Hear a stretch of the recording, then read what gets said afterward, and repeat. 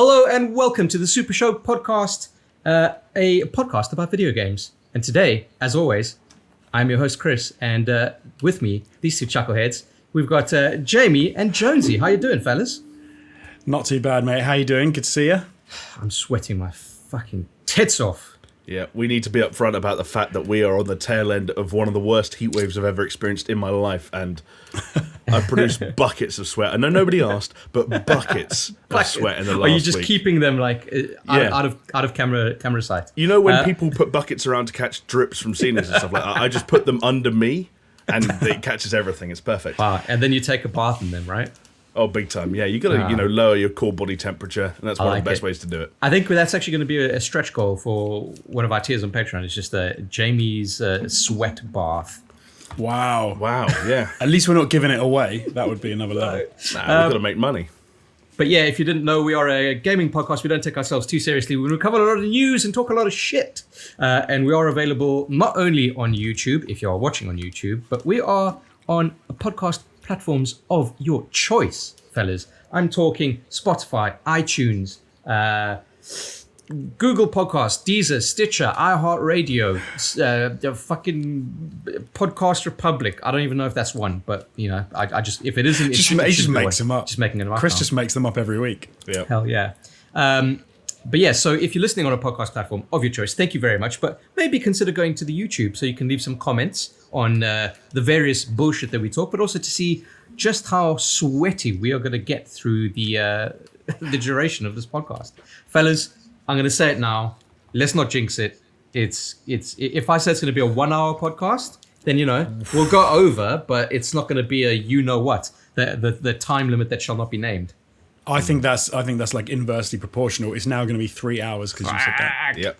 No ways I'm going to faint before that happens. But yeah, so this is all made possible purely from our Patreons. Like, I know we've got some monetization with the ads in the beginning, but that's not paying the bills, fellas. You know what's paying the bills? Is our lovely, lovely patrons, and we love each and every one of them.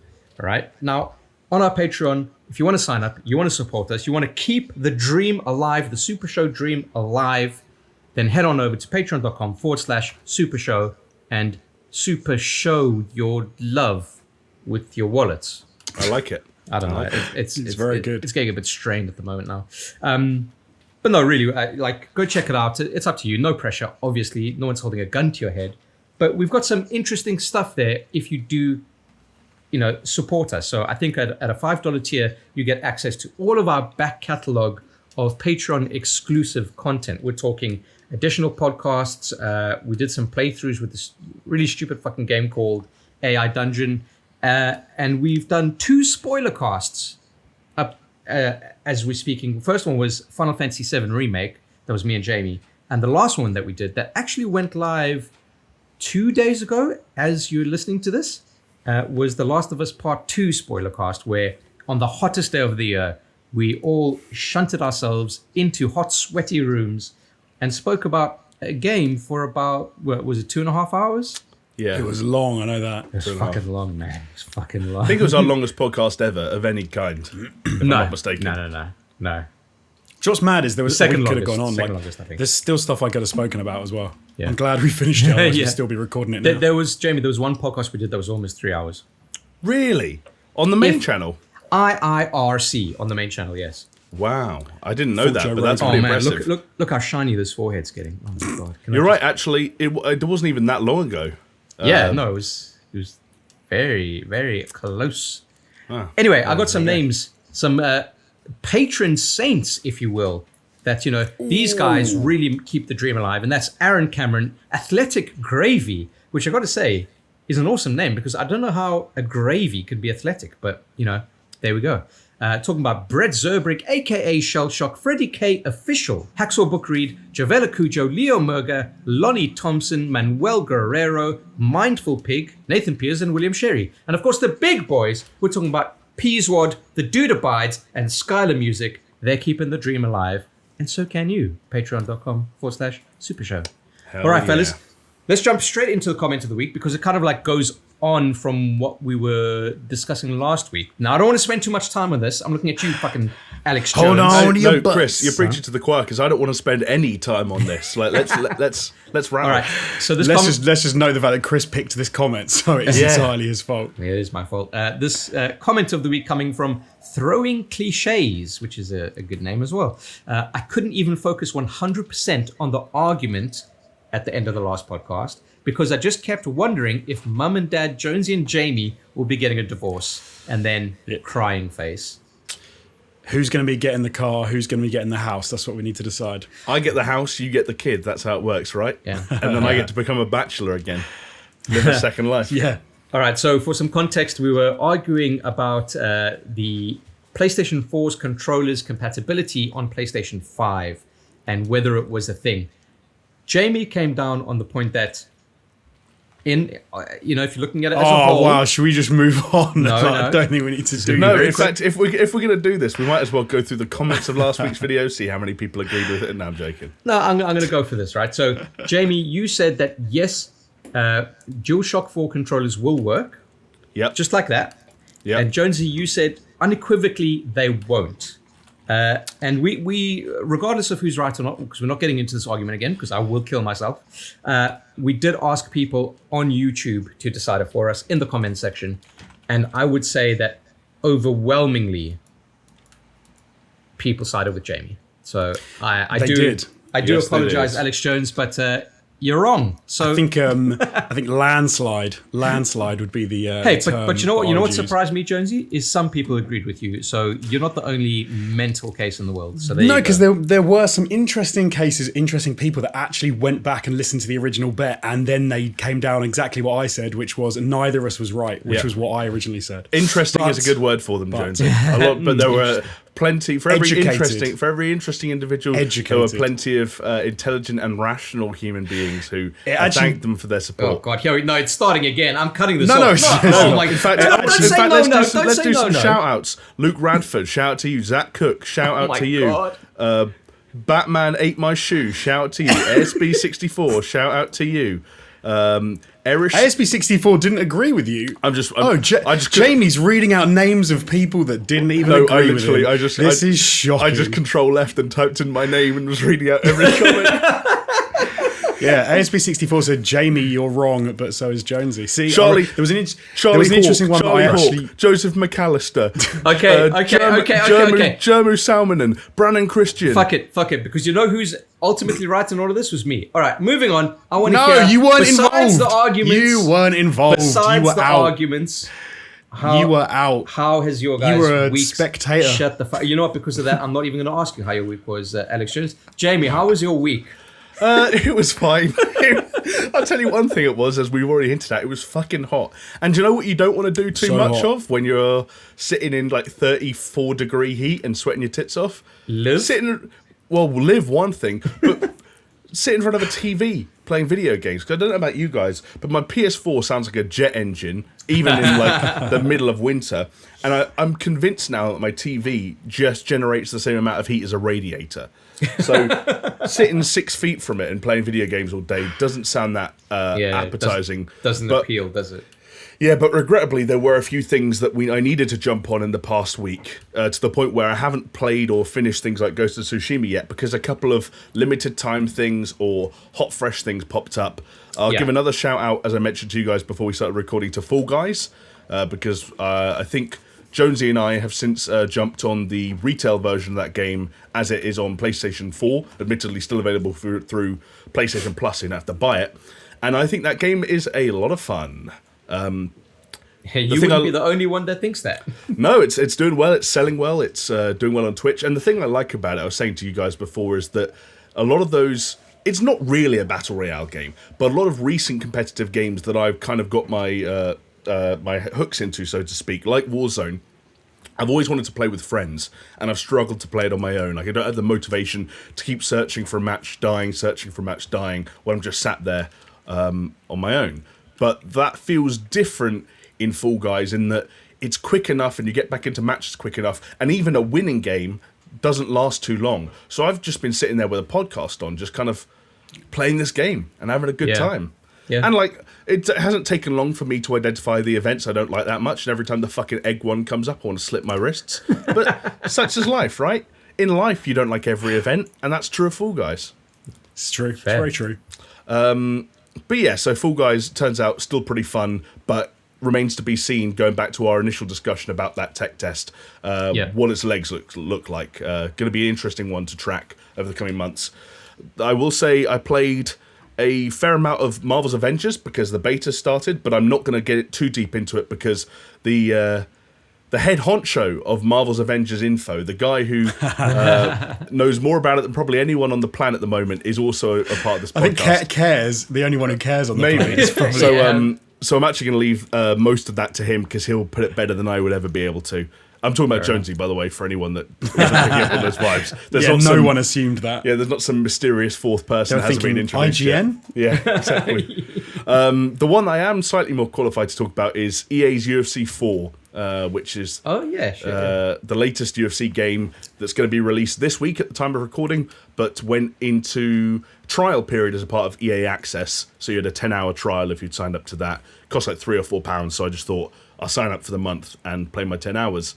And I think they've done a reasonably good job with it. I have some issues visually. I think it's not necessarily a downgrade. I'm not going to become a part of the downgrade crowd, but they've made some visual changes and some choices that I don't think suit the game that well, one of which is lighting. There's a lot of like lens flare and bloom that I think kind of distracts from the visuals, the aesthetic. And some of the character models, and particularly their faces, to me, look a bit wonky. I think one of the more disappointing examples, ironically, is Conor McGregor, who just does not look like Conor McGregor. You know when people have like a really bad traffic collision and then they just look like a changed person? Right. Yeah. It's like, why is his face so puffy? And then someone tells you he's ill or sick, and you're like, oh shit, sorry. You're basically like one of those. You made yourself in the game as well, didn't you? And it looked like your weird brother. Yeah, but so this is going to get deep, and I know people don't care about this, but like they took game face out of UFC 4, which has been in every UFC game up to this point. That's EA's thing where you take pictures of your face and put it in the game. And for what it's worth, I do that in every fucking game I can. Football Manager, NBA 2K, you name it, I upload my face straight to that motherfucking cloud. And you can't do that anymore. So I had to mold or sculpt my face out of a preset character that did not look like me. And I think Jonesy's idea that it kind of... it's my brother, basically. It looked like your weird brother. Like it didn't look like quite like your brother. It looked like a weird brother. Yeah. I don't know what that means, but I just like a little off. Almost like a weird twin. Do you remember the Simpsons episode where Bart has a twin that lives in the attic and he's just different in such a way? It's like he's my weird evil twin. Absolutely. But they brought some interesting ideas in for that career mode, enough that I think I'm going to play through that career mode a couple of times and enjoy it probably about as much as I did the last game, which is all I could have hoped for. So yeah, not necessarily too bad a thing. Decent. UFC 4. Anyway, yeah, that's my lot. Nice. Well, seeing as we're not asking Jonesy because he's being a bit of a prick at the moment. Now, go on, Jonesy. What? Tell us about your Marvel Avengers. So for people that don't know, Marvel Avengers had their first closed beta last weekend. They've got another one this weekend and the open beta in 2 weeks' time. So Jamie and I jumped in for a little bit of Marvel action, which was pretty cool. Oh, yeah. It was a bit of a weird one because this is a strange game. I was expecting a lot more people to be on the hype train for this and it be very unwarranted, which doesn't seem to have happened. Like nobody seems to really care about this, but we'd seen some stuff and it's been around for a long time, and it was kind of there was a weird feeling, I think, to me and a lot of other people as well. I think we've talked about it, that they kept showing the same gameplay content and they've been doing it for like 18 months, which is not great. Yeah, especially the Manhattan Bridge kind of section. Specifically the bridge is what I'm thinking of, and a decent chunk of not the Manhattan, first Golden Gate? Where is I don't even know where it is. Fucking bridge, a big bridge. If it's a bridge in America, it's probably the Golden Gate one. Shout out to San Francisco. But they did release a pretty sort of sprawling beta, to be fair to them. It had story missions, it had 4 playable characters in the multiplayer sections. Like I said, Jamie and I hopped in, did some multiplayer on there. And I've made a video about it, okay? I've actually made a video about it. It's coming out today, so I guess that's tomorrow. If you're Yeah, but listening hold to on, this because on Friday. you fucking committed to it, Mr. Jones. Comes out on Thursday. It's coming out on It's Thursday. yesterday which if is they're today listening for to us. this on the first day of release. Yes. Oh, yeah, it is. Yeah, yesterday. If you listen to us Thursday. If it's not there, Yeah, They're you've not, committed now. You've I'm shot a yourself in liar. the foot. yeah. Hold on. American time, all right. Everything I ever release is in American time. It gives me an extra 7 hours. American time's still the same motherfucking day, dude. You can't like. It does. It gives you extra 7 hours. You can't release it next week and be like, yeah, American time. No, it gives you an extra 7 hours past midnight, so you can stay up till 4 in the morning. We don't worry, Jonesy. I'm very familiar with how you love uploading videos in the early hours of the morning for our American audience. Yeah. But no, this is actually, as I thought, a surprisingly good game. I'm down to if you're talking combat, right, and if you're talking character models, and if you're talking animation when it comes to the Marvel characters, I think they've nailed that. There is a lot of work to be done in other areas. Chris, you bring up the bridge section. Yeah. That was a story mission that you can play in the beta, and for me it felt off. Like the whole thing didn't feel great. Yeah, so I remember you were saying when we were chatting on WhatsApp that that felt off, but then some of the other stuff felt polished. So you kind of I had a bit of a weird feeling with it. I'd be interested to see if Jamie, what he thought. But you play as Thor first, right? You then play as Hulk and Iron Man in that same section, and that it all felt very handholdy. It all felt very corridored. It was a tutorial, so it was saying do this and do that, and I didn't really enjoy much of it. It felt like if this is going to be the whole game, then I don't think I'm into it. You then got to have a couple of like fights with enemies where you play as Captain America and Black Widow, and that actually felt okay. Like that felt pretty good. You then get into the game properly, the multiplayer stuff, and some of the other story missions that you play with Hulk and Ms. Marvel, and the combat felt really good to me. Like I then genuinely enjoyed it, and it was varied, and there are skill trees. And so I do wonder if the build that you play in the first story missions was actually based on, or what you play is based on an earlier build. And that they're actually doing work to some of those characters still, because that stuff's from 18 months ago. If it is the same build, I mean, it might be surprising for a beta, but you never know. I guess. But hey, look, go on, mate. Sorry. Yeah, I was just going to say that I think this weekend is going to be the Xbox pre-orders. Yeah, the Xbox and PlayStation, PC. Yeah, but I think PlayStation, it's open beta this weekend.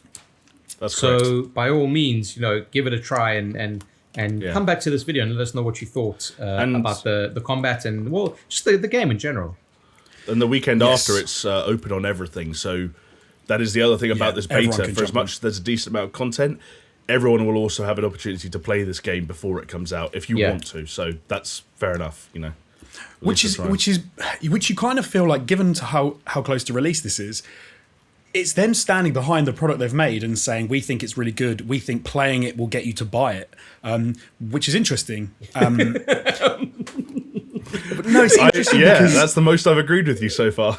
It's interesting because they have quite a bit to do. Yeah. And there's some of the stuff in the beta was not like Jamie and I, we sort of had, I know we both had sort of similar issues in some areas. Like some of those missions are really short. The multiplayer missions are, you get in, you do a bit and you're out, and that's the mission done.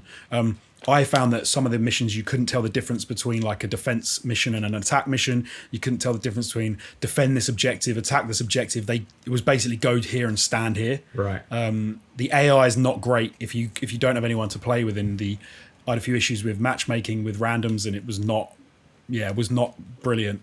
But I maintain that the combat and the characters that you play as are right, and that is the hardest thing to get right, I think.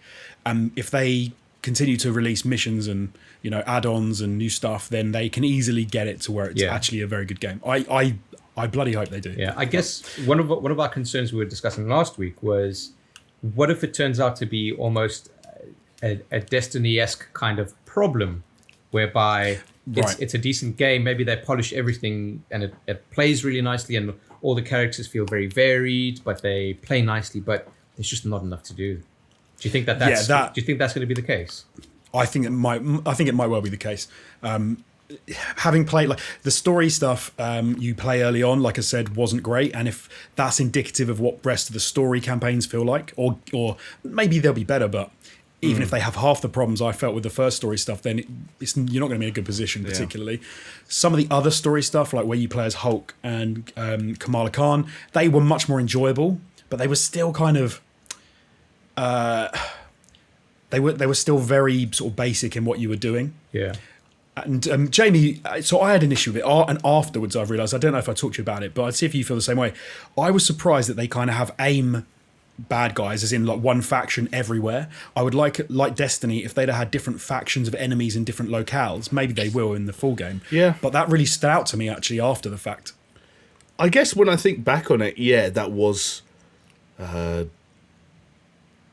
something that like I didn't really notice when we were playing the beta, because again, like the story is set up in such a way where they are the main focal point in terms of the antagonistic presence of the game, and I guess I kind of expected that to a certain degree, but I went through that beta leaving room in my mind for other enemy presences to be there in other areas, and I guess that's one of the weird things with the beta, is that it's sometimes easy to give the game the benefit of the doubt and say they may make up for that in other portions of the content that we haven't seen yet, and that's an area clearly that I think we both agree we hope they do, but there's not been evidence that I know of yet to suggest that they will. I think it would be disappointing because it's a lot of robots.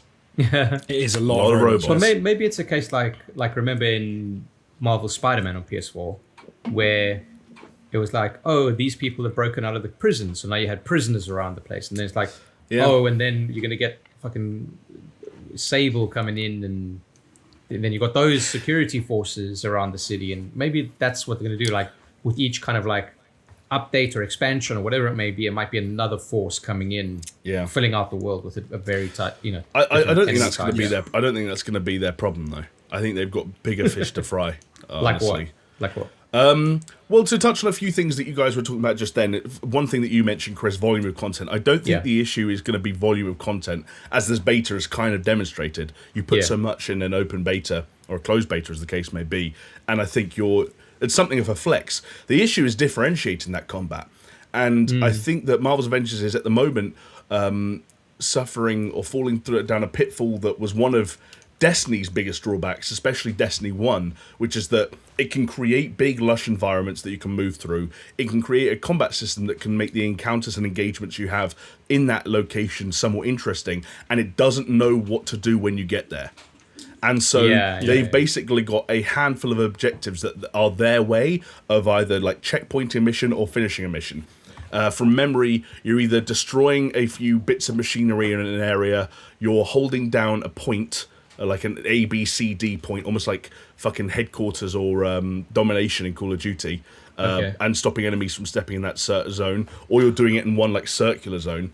They only had a few ideas for what do you remember when Destiny, it felt like every single mission was you get to a certain point where you had to hold down square, let your ghost out, the ghost would do something that took a prerequisite amount of time, and you would have to stand there and defend that point. And defend it. Mate, Marvel's Avengers does that in different ways. Yeah, do you know what okay, so I haven't played Destiny, but you know what you're reminding me of by saying all of this is Anthem. Yeah. I mean, yeah.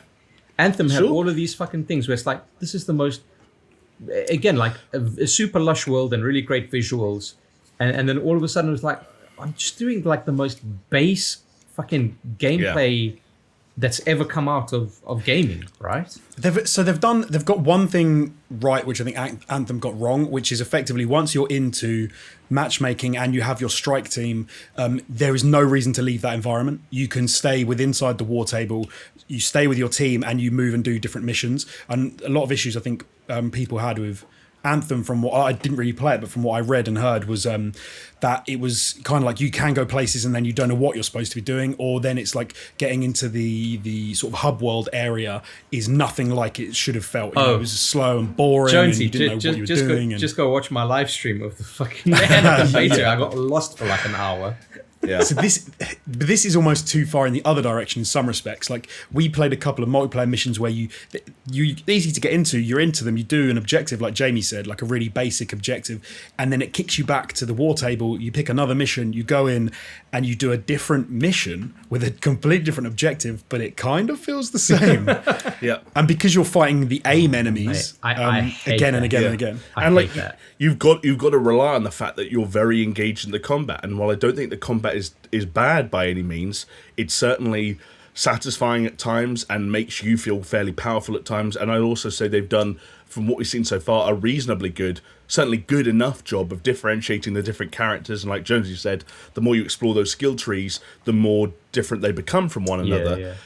I think the message I sent to you guys when I played this game for the first time was that the issue Marvel's Avengers is going to come up against, certainly when it comes to being reviewed and being discussed by people in environments like this, is that so many elements of that game's design, and especially that gameplay, are obviously pulled from other games that did it better. And you can so easily see the influences of the Arkham games. You can so easily see the influences of God of War. And it's not as good as any of those. Yeah. And I don't know that combat... I preferred the melee combat for what it was worth. I preferred being like a Kamala Khan than I did to being Iron Man. And again, it was occasionally fun smacking people, but sometimes the hit detection, the way enemies reacted to getting hit didn't feel right. The parry didn't feel right. The vault over enemies didn't feel right. Oh, God. These are ideas that Arkham Asylum did so well over a decade ago. Yeah. And it feels like Marvel's Avengers has learnt some lessons, but not the right ones, or took ideas that they liked and tried to do it their own way, and it hasn't worked quite as well. And that's what's got me a little bit worried. Weren't you saying that certain aspects, or maybe with certain characters, whatever, just felt a bit button mashy?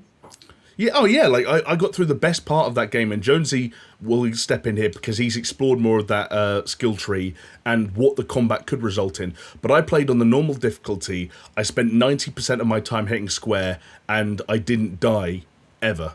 I got downed once or twice, but I never died. Yeah. So you can't. So I mean, yeah, for sure, it is. Jamie's right. Like that's definitely an aspect it has. But I think, I guess what they're trying to do by the way it looks like it's set up, they kind of don't maybe execute it well enough. But they allow you to choose a difficulty, and they're called challenge levels. So you have like 1 to 4 challenge levels, which either power up or power down the enemies you're going to be facing. So I guess the point is that you could go in and put a higher challenge level, which means if you happen to be pretty proficient at the type of game, then it would make it more difficult. You'd have to use more moves. You have to be more varied in what you're doing. But it shouldn't really feel like Jamie said that you can just keep hitting one button. So I've been thinking of something like this, not necessarily for Avengers, but gaming industry and games as a service as a whole, because it was really prevalent in as far back as Diablo 3, right? Mm-hmm. Where the core difficulty of the game was piss easy. Oh, that was just ludicrous. And then actually what they had after that is that like fucking 5 levels of difficulty after the normal thing. And it's like, okay, I get it. What you're doing is you're trying to get like the lowest common denominator to make the game fun and almost like a power fantasy for your lowest base. And then if people want to take it further, then they got to go. And that's all fine. But it's just something that's a bit hollow about the whole thing, isn't it? But here's the other thing. You know why you cranked up the difficulty in Diablo 3 if you stuck with that game through all the patches and updates? Is because you wanted the loot. You wanted the gear. Yeah. Marvel's Avengers is a loot game where the loot just feels irrelevant. Like there's a loot screen, a Destiny-style loot screen, where rather than, actually moving around, you're like moving a cursor. You know, that whole classic thing where every single loot game feels the need to give you a fucking cursor. It's like, I'm on a controller. I hate the cursor I'm on a controller, motherfucker. When did cursors become the thing? Like, whatever. And, it's the exact same scene you've had before, like boxes, and when you hover over the box, the other options you've got come out, and they've all got a power number. Yeah. And yes, they've got a rarity, and the higher rarity things come with perks, and there are different roles. But here's the thing. Every character only has 4 slots. None of those pieces of gear or loot have any aesthetic changes whatsoever. Yeah. They're all completely they're doing numbers that are being changed behind the scenes that you didn't notice anyway because the game's so fucking easy on the normal difficulty. And as if to reinforce the redundancy of that system, there is a button you can press to automatically select the best gear. So you don't even have to look through the menus. You don't have, they've created a mechanic that lets you bypass that system. So why does it exist? So I'll tell you why it exists. It exists as a way to let them create bite-sized, consumable, repeatable content that feels throwaway, but you want to do it over and over again because it can give you gear as a reward. Because it creates a system like the one in Destiny, where you see to yourself, in Destiny you say to yourself, any kill, especially in the days of Engrams, Destiny 1, any kill could drop the next best gun. So you go there and you fight these fucking robots. You jump in there as the Hulk. You start hitting square. You smash people and you keep going because you say any of them could drop gear and then finishing the mission will give me gear. And that like almost fucking brainwashes us into accepting content that's not unique, it's not bespoke, it's not authored, it's generic, it's the same as the shit you were doing 5 hours ago, but the gear doesn't even matter. So that appeal is gone. And the aesthetics are all wrapped up in skins you have to buy through a store or get through a battle pass. I think I don't agree exactly with what you've said. I agree with most of it. I'm stating facts. I'm spitting Oh, facts. straight fire. All right. What You're not sorry, where's your opinion? I don't know what part of what I just said No, was an opinion. not my opinion. Like the gear stuff. I just to correct you on a few little bits. It is minor. Corrections. Oh. Yeah, just a couple. So Jamie's like mainly right. The only thing that the gear does do, and one reason you might like swap in, swap out, is for example, you might be able to put in a bit of gear to say Black Widow, who when she used melee combat, she spits out pim particles which shrink your enemies, which make them slightly easy to fight. You might have a thing whereby when Hulk jumps and does like a ground slam, it releases a gamma blast, which can do like an area effect against some of the enemies. So, I mean, Jamie's mostly right, but it's not just numbers. It does have an effect. I said that higher rarity loot contains perks, and what you're describing are those perks. Oh, right, sorry.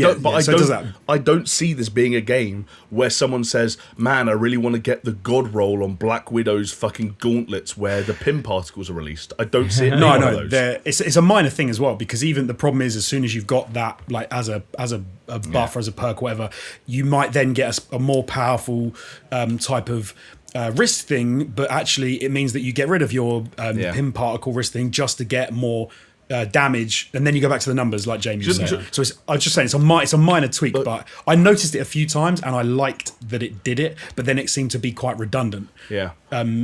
So you have armor that protects you from frost damage, and you're like, I'm going to a cold place, and now I can protect from frost damage. But actually, then you just get a bit of armor which is more powerful. Also, and it's irrelevant. I got that tooltip and ignored it, and I was fine. Me too. In fact, we were playing that mission at the same time, and not to call you out, Jesse, we were playing that mission at the same time. You died, and I didn't. Yeah, it is. Some of that stuff is kind of irrelevant. I guess that's the issue, right? Like any kind of a loot system, it needs to be varied enough that you need to seriously think about choosing one or the other, and there needs to be enough of a kickback for choosing the wrong or the right one, right? Like if you think of Breath of the Wild, if you are wearing your fucking snow armor in the desert, guess what? You're going to start overheating. It's going to be a big problem for you, right? And vice versa. Whereas like in the initial thing of Diablo 3, the initial loot system, it's not loot 2.0 where they kind of overhauled it, but the initial one was, it didn't really matter. A lot of that is what I felt with Division as well. The gear in Division was more like, it just depends on the numbers, didn't really depend on anything else. But then you get to a game like Borderlands where all the guns do these different fun things that could force you to want to play and run different kinds of guns. So from what you're saying is like with these pin particles and stuff, that's cool. But if it's just a visual effect, or if it's just an AoE in the case of what you said with Hulk and the gamma rays, that's not really enough of an incentive to say, it's like with the armor thing, right? Just saying, it gives you 10% protection against fucking frost. It doesn't matter if your armor is higher, that it negates the need for it. Yeah, no, for sure. And it is a weird thing, because I have a hate-love relationship with all of this. Because, for example, Assassin's Creed Odyssey did a thing whereby, you boys will know, where you could put any armor you want on, but then you could reskin the armor so that it looked like the armor you wanted to wear, that you already had. I hated that. I like looking cool. It's completely optional. Don't use it. No, I'm saying I hate that as a concept. I didn't hate it like as a... That's why it's optional. I get why they did it, but at the same time, I kind of... Wait, so you didn't want a mechanic that you didn't engage with to exist, even though it benefits other people? No. I engaged with it because I wanted it to exist, but I hated the fact that it had to exist in that fashion. What? Because I'm really confused. So one of my big gripes about any sort of RPG elements in a game where you say change your armor, change whatever you're wearing. Yeah. So like Destiny, you want to wear this certain armor and you want to look cool, but then you get a bit of armor which is more powerful. So you put that on, but then you look mismatched and stupid, and they're different colors, and you kind of look dumb. Right. You know. So Assassin's Creed came out of a great, or I don't know if they came up with it. Whoever they did didn't first. come up with it, but yeah. But then whoever, they say, okay, so we're going to have the system whereby you can make yourself look like you're still wearing the full Spartan armor, but actually you're wearing this armor. Yeah. And you're like, okay, so I'm wearing that armor, but I'm making it look like this armor. And it's, I don't know, I don't like it, but hang on, you need it. but It's a weird thing. it's literally, it's a solution to a thing that you just identified as a problem, but you don't like their solution, and it's also completely optional. Like, what do you want? Let me say, what's the thing? Like, it's the best worst option. It's kind of like the best worst option. I know they have to do it. What's the alternative? I don't know. I'd like someone to come up with an alternative. You don't have to engage with it. No, but I want the functionality. But I want someone to come up with a much cleverer way of it working. Okay, hold on. But you want the functionality of having Yeah. particular perks in an armor set, but you also want to have the ability of having that armor look cool and match with the other rest of your armor. But you don't like the fact that they are offering the exact same thing that you want. I try and I guess. We're not mugging you off. We are trying. We are trying. No, I know. It's hard to explain. Do you know when a game that comes out of a thing and you use and is good to use, but you kind of think, I wish they would come up with a better way of doing it. It's that. So they've done it, and I'm like, I'm glad it exists, but I kind of hate that I'm glad it exists. Else? I'd rather that it didn't need to exist like that, which is, I know is weird, and I hope someone out there kind of gets what I mean. I mean, but it's always been a thing that I kind of get what you mean, but at the same time, because I don't want mismatched armor. I don't want to look stupid, but at the same time, I can't. Go on, sorry. Well, this is what I'm trying to say. So you have this issue where you want to keep the armor perks, but you don't want your armor to be mismatched. So literally But I still like the loot reward of finding an awesome new bit of loot. But if I just opened a box and it said, "Well done, you've increased your defense by 4." In fact, I know what Jonesy wants. Yeah. Go on. Jonesy wants the way shaders worked in Destiny 1. Okay. Do you can remember just change that? the colour of your armor. Basically, shaders in Destiny 1. So Destiny 2 shaders are consumable items that you apply on a per armor basis. Yeah. So you would need like 4 shaders or 5 shaders to get your entire armor looking the same. In Destiny 1, shaders were essentially color schemes, that you turned on or off. So when you turned on a shader in Destiny 1, it made all the armor you're wearing, regardless of its design, fit a certain color scheme with the same primary and secondary colors. So you could wear mismatched armor. What would in Destiny 2 be mismatched armor? But you could make it match. You turn on a shader and it would make it all the same color and it would look like it matched. But I guess the design would be different. But yeah, so but you'd still get different shaped stuff, but you could make it look the same. Yeah, but it's all. No. To be fair, you're pretty much bang on. Like, yeah, but Jonesy, you wouldn't like that, right? Because as soon as you get a Spartan armor, to be fair, I did like that. No, but let's say in the instance of let's say Assassin's Creed Odyssey, right? You get your Spartan armor, right? So it's all like bronze metal and like fucking looking great. But then like your shoes are just like fucking chicken feathers. But they've got the same color, so it's fine. Like no. Like material is another element of it. I guess you've got no choice with the chicken feather shoes. But so this you can see why they've got the problem. I think with this game. Though. Okay, if we can really go back to Marvel, you are not 100% mental. I'll give you that. Okay, fair enough. But I think the reason it bugged me a little bit in Marvel, and I think you guys are right, but I kind of see why they have an issue with it, is because they have all these, like Jamie said, all these skins you can buy or you can get on the Battle Pass, and a lot of them are linked to comic books. They're linked to different timelines. They're linked to different types of Hulk was like this, and so he's wearing this sort of thing. So they give you that skin, but then of course, if you then found a bit of gear that you then put on and messed the skin up, it kind of makes it irrelevant. So they've gone for it has no visual effect. Yeah. Which then you also then kind of have like, but hold on, that means I'm just playing numbers. So you get into a weird place. Yeah. I sound like I'm crazy. No. I think to be fair, you've bought yourself. You've explained yourself better. So to be fair, Jamie explained me for that. Now, do you know what it is? Like, I think it's a weird side effect of them creating, and again, I'm not going to pretend to have been privy to any actual information like this, but maybe one day we will get like a Jason Schreier article that sort of reveals all. But it feels like it's a side effect of like a game development and a game, like the idea, the pitch for a game that was trying to be as all-inclusive and all-encompassing as it possibly could be. Probably for the sake of like getting the deal in the first place. Like this feels like a game where Square Enix went to Disney and offered them the world and said, we're going to have, a live continuous game that's going to have a battle pass. We're also going to sell cosmetics based on the comic books. We're going to have a story mode that's going to have the best voice actors in the game, but you're only going to be able to play it in single player. But there's also going to be a multiplayer side of things that's going to be reminiscent of games like Destiny, because you're going to party up and run the same missions and strikes over and over again, and we're going to keep people in that system with a loot system and a gear. It's like, what if we just did everything? Their answer was just like, let's do it all. And the side effect of that is it can't all be as engaging as it would be if it were a more streamlined pitch for the game. What do you guys think of the costumes being tied to a lot of kind of consumer products? So for instance, bums me out. Yeah, so I think some of the like 5 Gum is like, if you buy these packs you get like specific, it just, all of it feels very corporate and very. Am I right in saying there's a Virgin Media? Yeah, there's a and Virgin so Media, they've got, I think we should mention this as well, if you're on Virgin Media you get access to the beta regardless of pre-orders.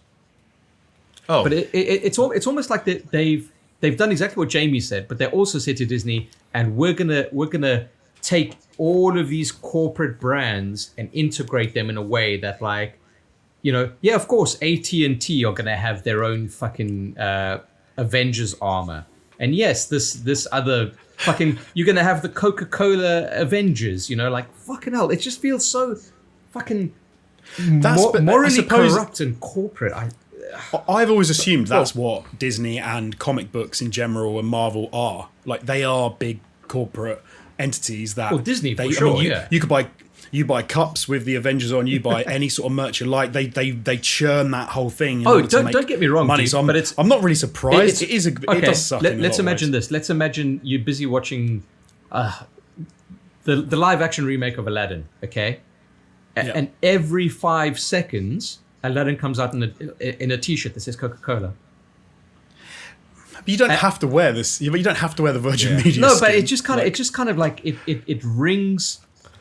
That it's like that kind of like product placement and branding. It's just like it gets on my nerves. Guys, like, I don't know about you, but it's really hot these days, and like the heat is kind of like draining my energy. And if only we're off brand. If only there was a product that like could A, quench that thirst of yours, and B, give you some energy. I mean, I don't know, guys. I wish such a product existed, and I wish it was as delicious as Pacific Punch. I hope we haven't bored people like with this whole chat, and I think the main thing I took away from it was probably have. I was expecting it to be like bad, kind of bad across the board, and I was genuinely impressed and happy with how the combat felt and the heroes looked. Yeah. And the prospect of messing around with the new characters, especially because they're going to keep releasing them, obviously. I thought, okay, they've nailed the hardest part. There was then a lot of issues around in the rest of the game. Yeah. And like Jamie's talked about a load of them. I've talked about a few of them. It's definitely, they've got a ways to go. But I guess I feel like they're in a good place rather than they could have been in just awful. It could be worse.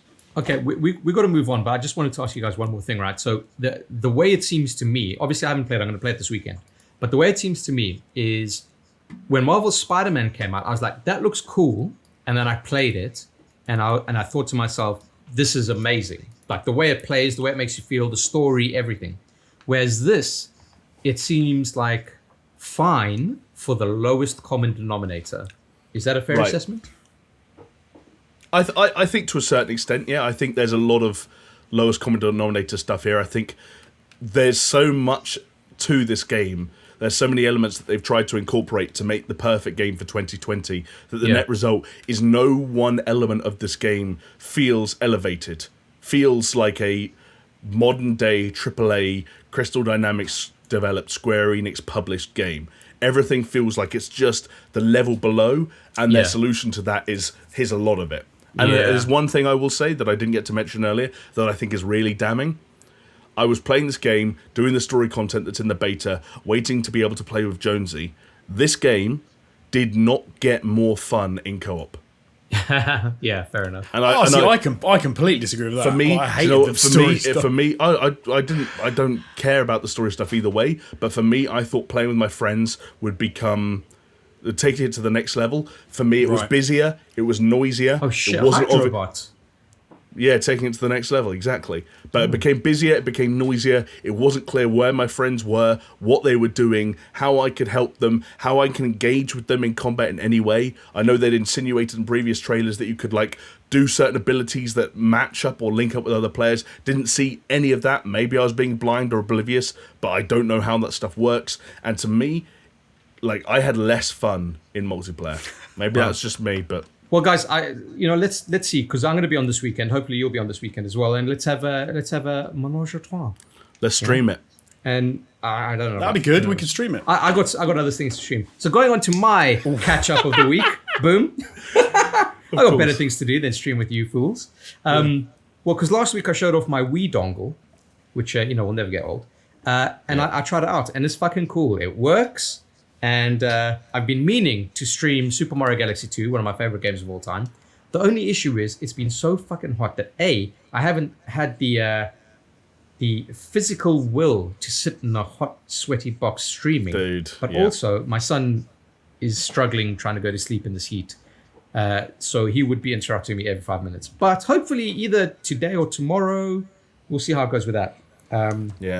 So yeah. Hopefully that's going to go on. And the only other thing that I've done was play some Warzone Season 5 with Jamie. And Jonesy, you were spectating. That was quite fun.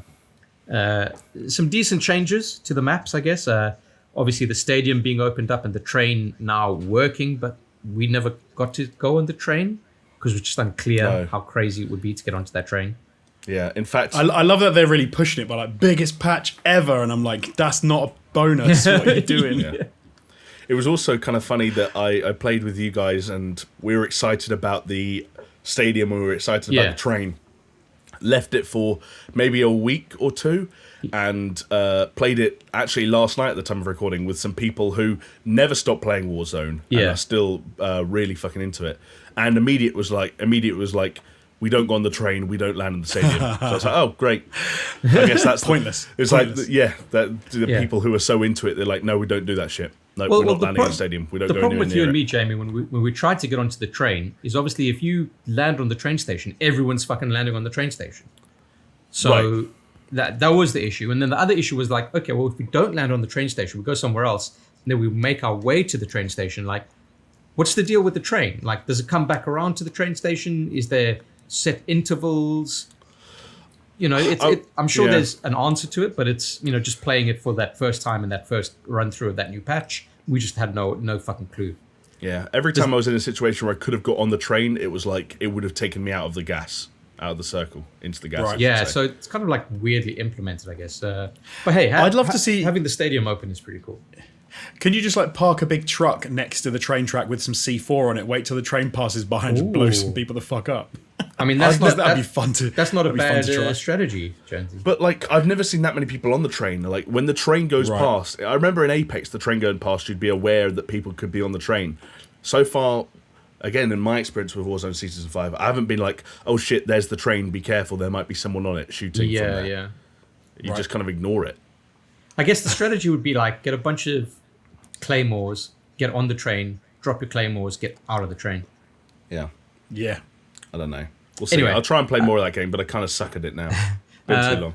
The only other thing, two other things. So I remember that there was a game from 1995 that I used to love, and it was a shoot 'em up. It's fucking crazy. It's called Raptor, and it was made by 3D Realms.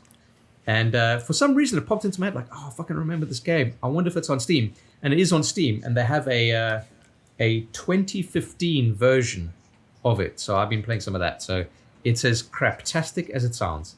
But the last thing that I'm going to say that I did, which was not gaming related, I watched a movie, fellas. A nice movie, a good movie, a movie that I can recommend. It is Lonely Island's new movie called Palm Springs. I didn't even know they had a new movie. Yeah. Okay. Is it Lonely Island or just Sandberg? It's just Sandberg in it, but it's like their production Their company team. or whatever. Okay. Yeah. Okay. Yeah, their team. So Kiva Goldsmith, all those fucking dudes, they'll work together and jerk each other off. Jorma something? Jorma Tacone? Tacoma, yeah. They're all involved. A really fucking cool film.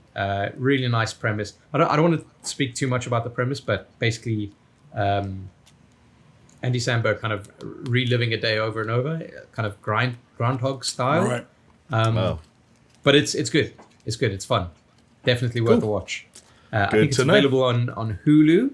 So, I whipped out my Hulu subscription and oh yeah, of course you did. and watched it there. As you in fact, yeah, I remember you texting me saying, "Hey Jamie, what's the best way to get a Hulu account?" And we had a little back and forth about that. Yeah. So yeah. So shout out Hulu and Apple TV and Shout out Hulu. Disney Plus and all of them, Netflix and yeah.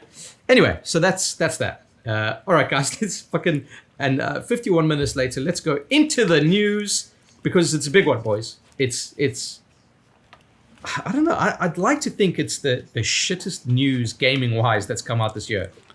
I was shocked. Oh, wow, okay. It's not great. It's not great. Maybe it's not the shittest news. I mean, if I'm being honest, I don't care, but there will be a lot of people who do. I think there's a big ramification for what it's about. So basically, Halo Infinite, which was originally, because it has been delayed, it was originally a launch title for the Xbox Series X, and it has now been moved into 2021 with a date unspecified. Crazy. I honestly didn't think this would happen. Maybe I'm naive, but I thought that they would move hell and high water to get this game out in time for the console launch, because it was kind of felt like all they had. It was their big bet. It's like, hey, we're launching with a new Halo. It's going to be like it's the biggest Halo ever. It's a games as a service Halo.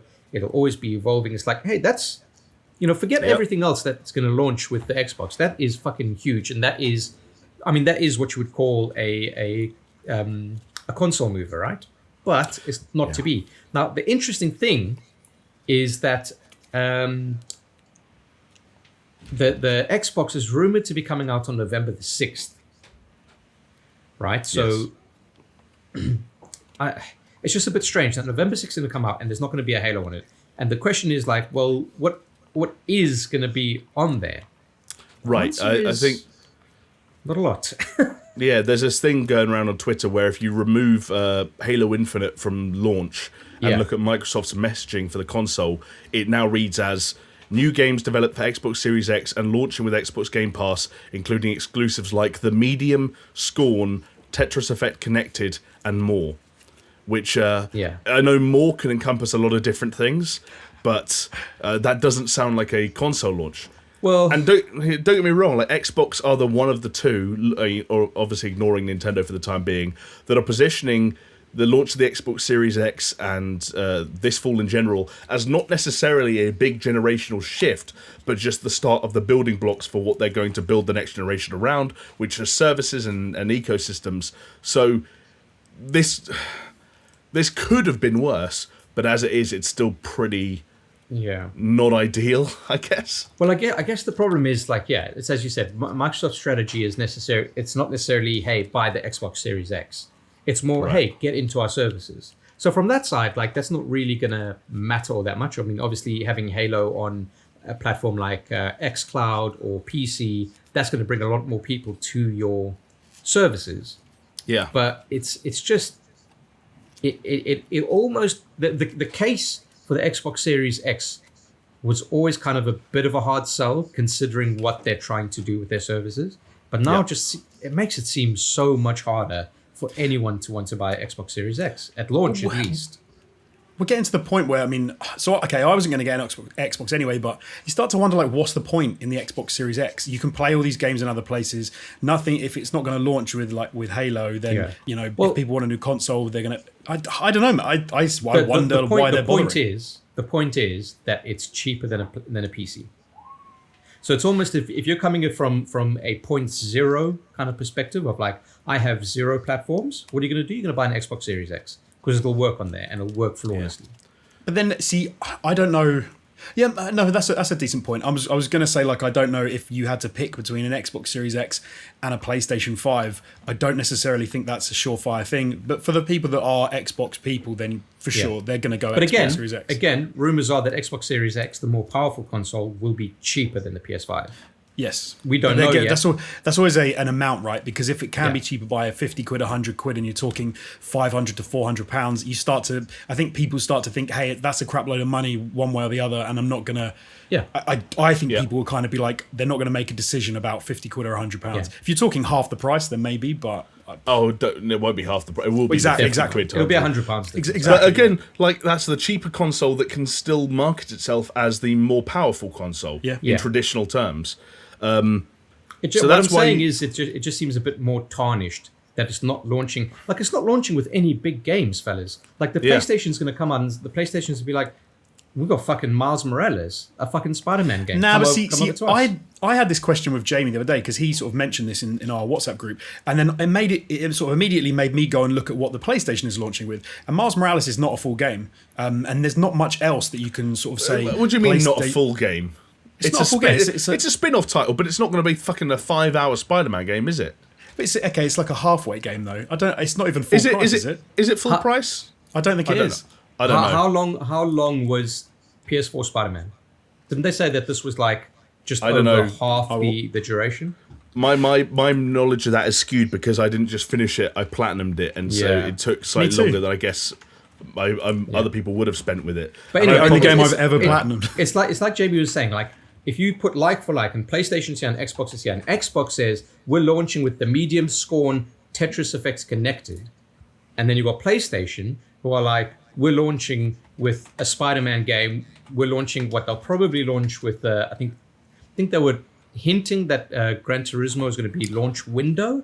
Yeah, they've got Astro's Playroom, which is a pack-in. Yeah, there are also exclusives was Ratchet and Clank launched. Ratchet and Clank is not launched, but they do have the bigger third-party exclusive launch titles. So Godfall is a third-party exclusive launch title. Deathloop from Bethesda is a third-party exclusive launch title. That's there. When Godfall and Deathloop are your equivalent of Scorn and what was the other one? Can't even remember. The Medium. Which, like, Bloober Team. Like, surely everyone's picking up Deathloop over Scorn at this point, right? Like, if you're picking up, I don't know. It's a weird one. It's just not ideal. And again, it could have happened to a worse console manufacturer at a worse time. Yeah. And the other elephant in the room here that we kind of now know more about as a result of other stuff that's happened this week is the Xbox Series S will probably exist. So Microsoft could have the most powerful console in traditional terms on store shelves this fall, and also have the cheapest console by a wide margin. Going back to what Jonesy was saying about, hey, what if it's half the price? Yeah. The Xbox Series S theoretically could, and then of course you have the added benefits of Game Pass and all the titles and blah blah blah blah. And yes, it won't be quote unquote optimized for Series X, but I don't know, that could be a big factor this year of all years where expendable income or disposable income is at an all-time low for some consumers, and maybe they do go into stores and want a new console that's also the cheapest console, and Series S fills that brief. I don't know. Yeah, sorry, Jamie. Do you reckon that Xbox Series S will have xCloud compatibility? Yes. I think that xCloud is going to become, as a service, more attuned to the whole Game Pass Ultimate thing, and it's not going to be console related. Right. So there's going to, I think, they basically all but confirmed there will come a point where in the monthly fee that you're paying towards Xbox, you're going to get Gold for as long as that's around with your multiplayer privileges. You're going to get Game Pass and everything that entails, and you're going to get xCloud with all the access to the games on Game Pass. The issue there is that can they sort out this iOS thing, which is really dragging its heels and becoming very frustrating, because that's a huge portion of the audience. I am personally someone who would probably play xCloud the most on iOS, and when I got into that trial period, and they were doing the test version of get xCloud through iOS Yeah. before they got an official app on the App Store, which now seems like they might not at all. Yeah. That was what I did it on. I did it on. I was playing whatever they test it on. It was Halo, the Master Chief Collection, and I played it on iOS. And that's a bummer that they haven't been able to work that out. And fuck Apple. And I don't think they will. I think Apple are just so kind of like... it's crazy, dude. Let me just confirm with the Miles Morales thing that basically everything's pointing toward that it's going to be similar to Uncharted: The Lost Legacy. It's being called significantly shorter than Marvel Spider-Man, which was about 40 hours. By who? So I mean, I think by who? Who used the word significantly? Bloomberg. Significantly shorter. Okay, but hold on. Even if it's the Verge are saying if it follows that kind of thing, then it could be similar to the whole. I think it was so that Uncharted was $20 cheaper than the full game. So I mean, you could say that this might be 40 quid, 45 quid. That could be good. Yeah. But also consider if you're talking about a 40-hour game, right? And you're saying significantly short, it could be 30 hours. Like it could still be a decent length of time. Exactly. We just finished Last of Us, and that's a 20 to 25-hour game. Yes, no, sure. So it's definitely going to be like a great standalone PS5 experience. Yeah. But I wonder if, in some respects, Xbox kind of felt a little bit. They thought they wouldn't get as called out as much for this because they looked at PlayStation and were like, "Well, hey, they don't have any full length, full price, epic games coming out." No, like, dude. I think they looked at this and they said, "Fuck, we got no choice." Yeah, because we're in the shit. What they said is they cited developmental changes. Okay, because obviously the creative director left the company during development, and the whole impact of COVID, and then they showed off the gameplay and everyone kind of shat on it because they're like... So can I ask, because I wanted to, before we move on from this is what I wanted to ask you guys, because you'll know a lot better than I will. I am really surprised they showed that gameplay less than, 2 weeks ago, and then now have come out and said this and have cited these reasons. To me, that says that it's a lot more to do with the backlash they've had from the Xbox event than it is to do with maybe things that were already bubbling. Like, what do you think? It's possible. I don't think you put out a press release and says, you guys said the graphics were bad, and you're right. We're gonna do the graphics again. You take advantage of the situation and say, hey, look, things have been shitty this year. We were probably gonna release it, but you're right. But you don't admit that. You don't admit that, right? To be fair to them, it could be that the reason the graphics were a bit shitty and the backlash was because of these issues they had, and they thought it was okay. They did the release and they were like, nah, this is not okay. Like, we need to sort this out. There was an interesting discussion I was having with one of our patrons on our Discord. Access for $2. Go check out patreon.com/SuperShow. But we're talking about like why it looked so bad, and what he said, which kind of opened my eyes a bit, and said maybe it looked so bad. Look, it's an explanation, but not a reasoning for it. Okay, maybe it looked so bad because they're going for this games as a service thing. Much like Avengers, you wanted to run on as broad a spectrum of hardware as possible. So it should be able to look like dirt and still play well. The only they wanted to run at 120 frames a second, didn't they? Yeah. But the only head scratcher with this, okay, the thing that kind of I wholeheartedly agree that is what they would need to be doing if they're going for games as a service. What I don't understand is why you show it off like that on a high-end PC. Because it would be kind of filth to show off a really amazing version and then release it looking like it looked. No, I don't think so. I think that's exactly what you do. And you say, this is what it looks like at the high end. Dude, if you are showing off a game for the very first time, you're going to show it off in the best light possible. Hold on, do you mean it would be playable in that fashion on a high-end PC? What do you mean? Or do you mean... So are you saying that they would show off it looking really amazing with some really nice high-res textures, etc.? It would then release and it was playable in that form, or it was playable in only how we've actually seen it with low-res textures and looking ready? Think as a PC gamer for a second, with where you can change all the graphical options, right? So what's going to happen is you can only change them if the assets are available in the game that they've released. You can't just turn up like resolution and textures when they don't exist in the game. Yeah, but what I'm saying is that's seemingly what they didn't do, but that's why it's a head scratcher, because that's what you would do. When you first show off a game, you showed off with the highest possible texture packs, the best LODs, you've got the best draw distance that you can muster because you've got high-end PCs. But see, I think that's what they've done. I think this is as high as it goes, and Well- they've realised they made a mistake. Yeah. They need to Which is what Jamie says that it could be, but they're not going to come out. I wish they did though. I wish they pulled a fucking Sonic the Hedgehog and said, "Yeah, you know what? Sonic looks like dog shit. We're going to go back to the drawing board. We'll see you guys next year." I It think works out for them. I think the issue is that Microsoft wouldn't let them do that because I think they probably see Halo Infinite, the way they promoted that game and the way they publicized its appearances, as too close and too related to the power of the Xbox Series X and the potential of the Xbox Series X. And I think if you come out and say we're delaying Halo Infinite because it didn't look good enough, I think you're not just indicting Halo Infinite, but the potential of your platform that is still coming out. You know, we should have known when they said that it was running on PC rather than Xbox. We should have known. We should have known that there was a big problem there. I mean, we did know, but still. And I think you're probably right, Chris, about what you were saying in the conversation you had on Discord about different platforms, and maybe there was an issue within 343 where they felt like they were getting mixed messages, and Microsoft came to them and said, "You're making a new title in our flagship series. You're making the new Halo. We want you to make this the tentpole release for the Xbox Series X and look as good as it can. By the way, it also has to run on the Xbox Series S, a regular Xbox One." And a bunch of PCs. Like, how do you make a game that runs on the Xbox One and the Xbox Series X? Sony aren't giving their developers that problem. Yeah. See, it is an interesting one. I would imagine that it has to look best on Xbox Series X. You couldn't release a PC version that looked better than that. I think a PC version has to. By nature of release. The relative power, But it's... No one's gonna buy an Xbox Series X and feel like I wasted my money because the PC version still looks better. I think console gamers nowadays are aware of the shortfall. No, I think I'm with Jonesy to a degree. Like, I think texture-wise and draw distance-wise, it's going to be on par. And the only difference you'll get with the higher end of PCs as opposed to Xbox Series X, because don't forget, like, Xbox Series X is right up there with like the highest end PCs at the moment. I think the only difference you get is additional frame rate. So because of the raw power, you're getting high. You're still basically agreeing with me then. No, because it wouldn't necessarily look any better. It wouldn't necessarily look any better. Yeah, like I don't. You could argue that.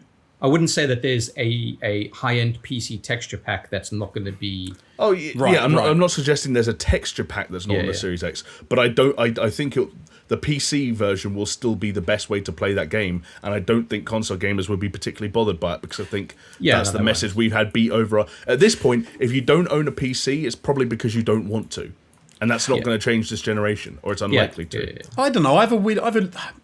I'd be sympathetic to someone who bought an Xbox Series X, who booted it up, who then their friend had a really high, the highest end PC you could have, and they put those things side by side, and the PC you had to turn down to like normal settings to get it looking the same as the Xbox Series X. I wouldn't, because Nvidia are about to release the next generation of graphics cards. Dudes are about to go out and spend hundreds and hundreds of dollars on 30 series graphics cards. You telling me those people want to plug those in, download the PC version of Halo Infinite, and then say, "Oh, here's a hamstrung PC port," because they didn't want the Xbox Series X version to look worse. No hamstrung port. But I just think that you could have a game that looked really nice, played really well, and you didn't feel like you were playing it.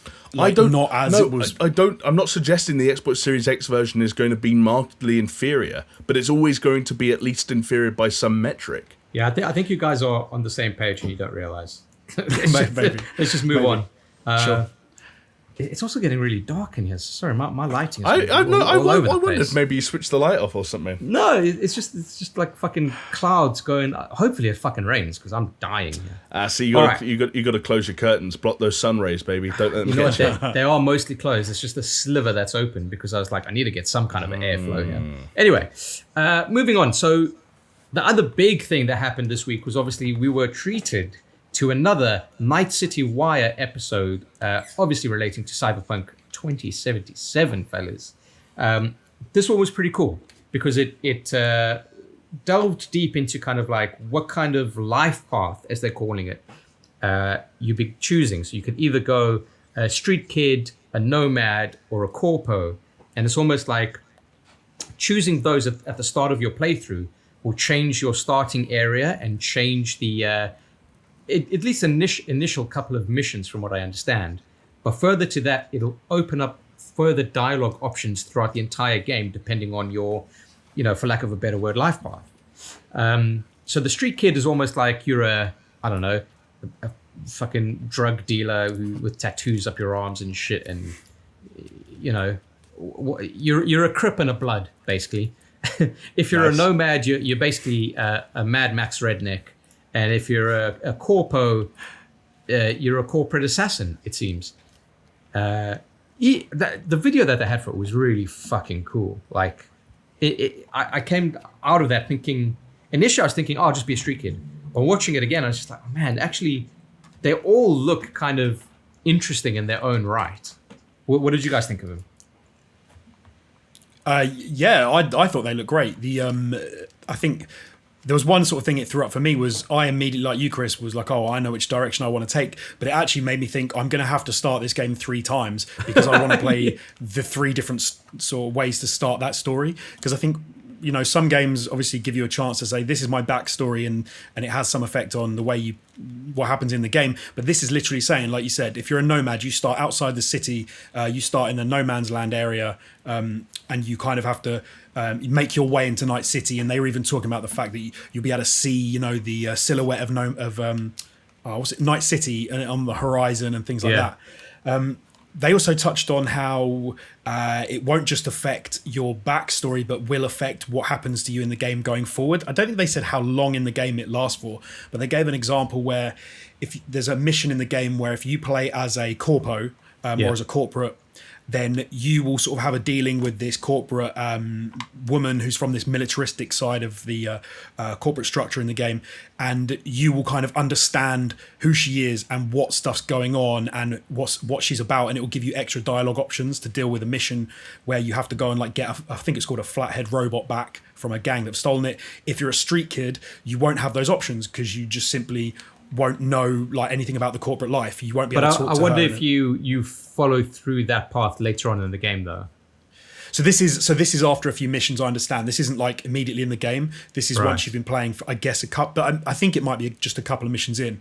And it basically says that if you were a street kid, you wouldn't have these options. But then once you get into the actual mission, you'll be able to talk to the gang in a different kind of way because you're from the streets like they are. So you have a bit of a different dialogue, and they will even give you, they sort of might like you more than they would have done had you been a corpo. But so I'm keen to see how far that extends into the game. Like 10 hours in, is that still going to be having an effect? Or the only thing that kind of annoyed me about that trailer though was the street kid and the nomad kind of explained your upbringing, as it were.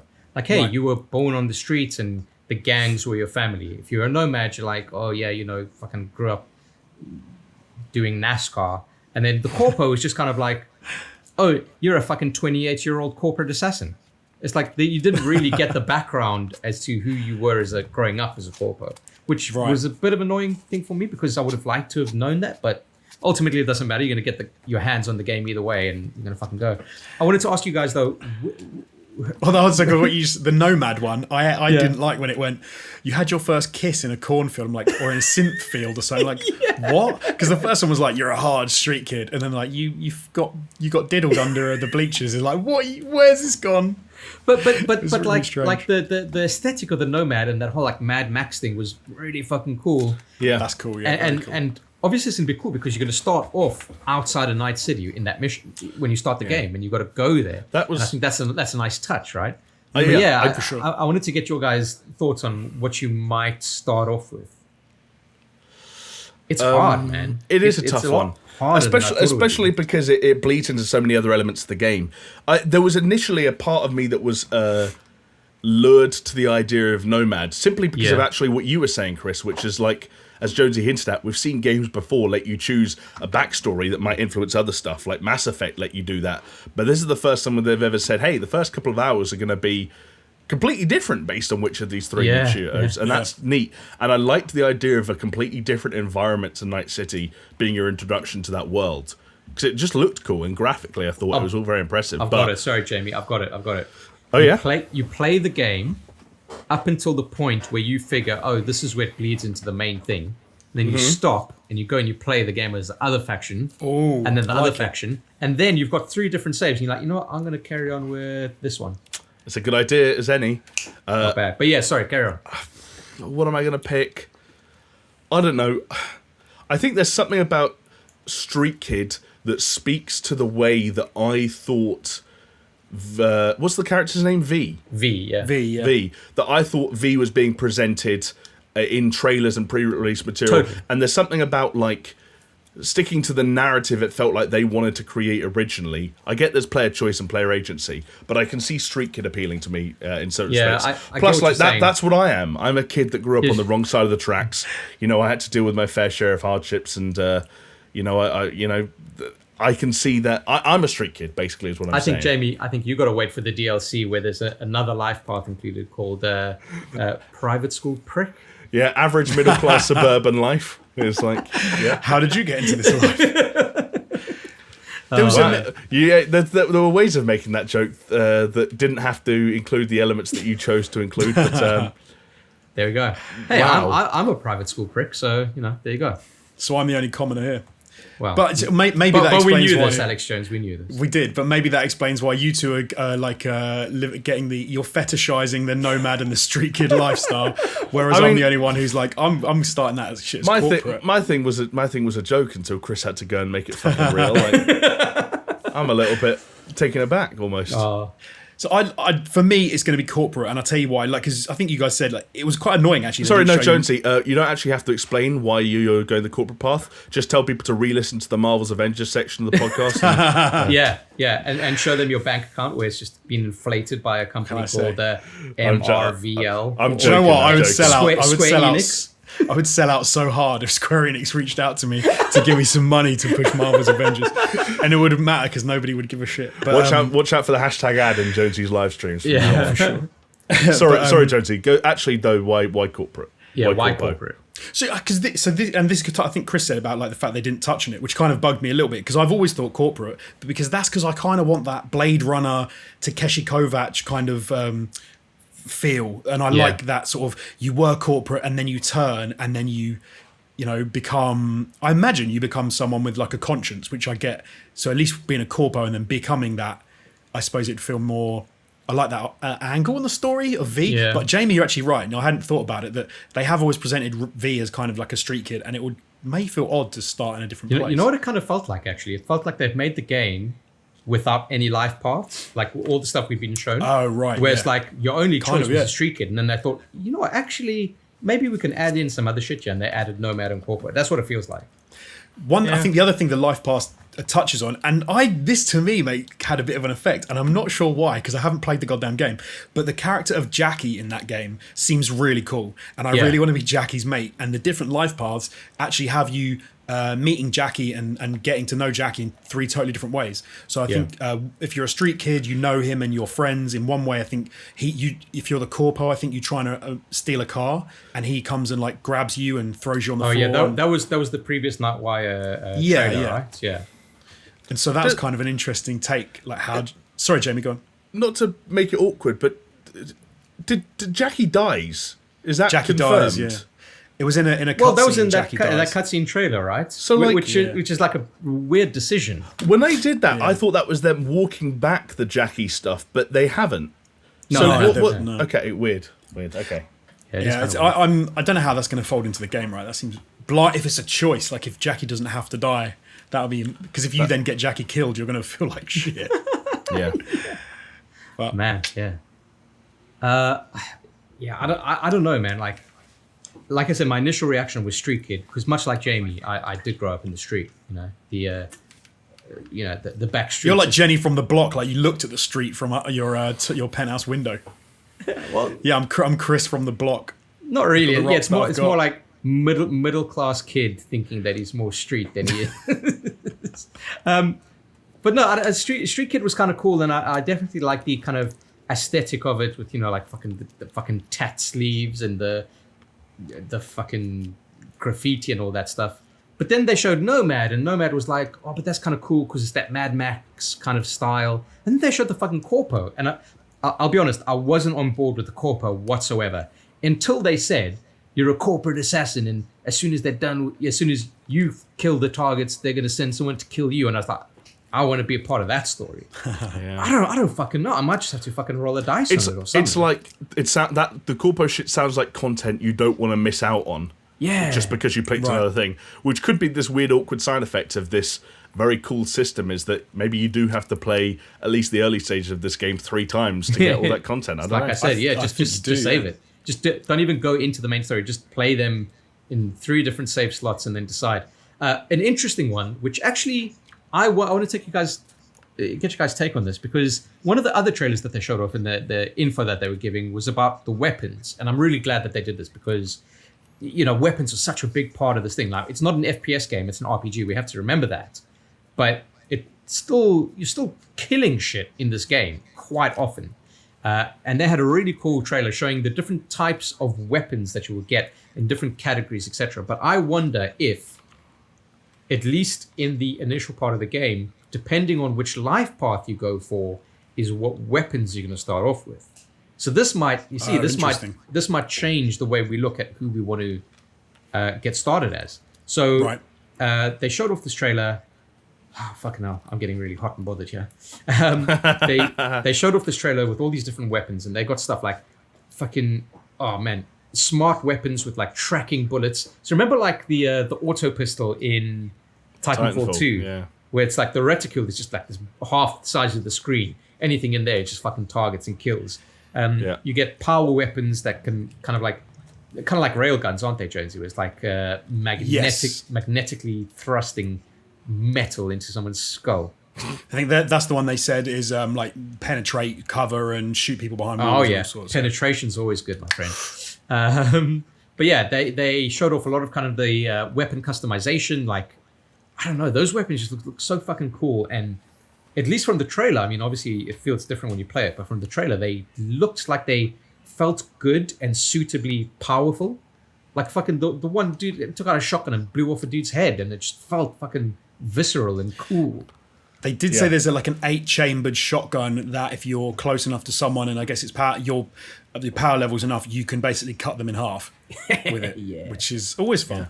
Yeah. This was one section where rather than just watching the trailer, I did actually see some of the chat around it, because I was a little bit more curious about this stuff than I was certainly the weird shit about that Screamo band. No offense to anyone involved in that side of this game, so it's going to be cool. But the dude was talking about, he almost implied there would be not like a loot system, but like different guns would have different rarities, to the point where there was like a version, there was like a top tier thing that were like legendary weapons that were essentially one-offs, and sometimes they would actually belong to certain characters. And you could be into situations where you had to make a decision like, hey, let this character live because you like them, or kill this character because they've got a gun that you can only get in this one place. And when I heard that kind of element, I was like, actually, that sounds pretty cool as well. Like, I could see if there are unique weapons and one-off guns that incorporate some of these ideas that are actually kind of unique and interesting. That would be neat.